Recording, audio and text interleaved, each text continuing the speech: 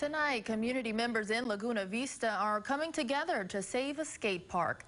CBS 4's Gabby Moreno has more on the efforts underway. An unlikely pair. I think it attracts people to come be next to a church that maybe might not have been next to a church.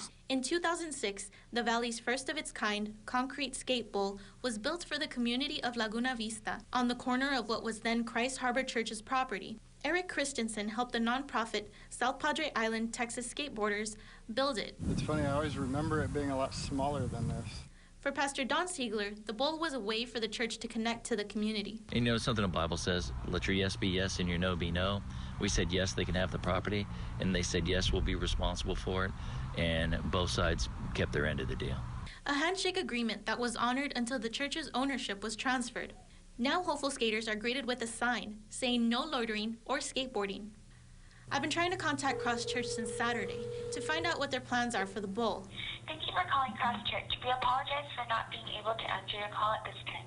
I have not been able to reach anyone. I never got to skate the Gwen Bowl because of my injuries, but it was something that I always wished that I could do.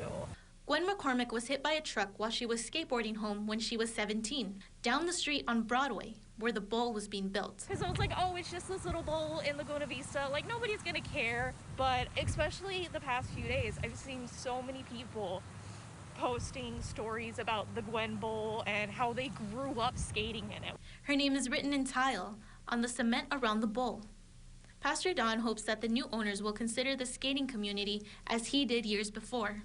And the membership of the membership-managed church donated that little piece of property to the skateboarding community, and they used it and maintained it and cared for it for over a decade.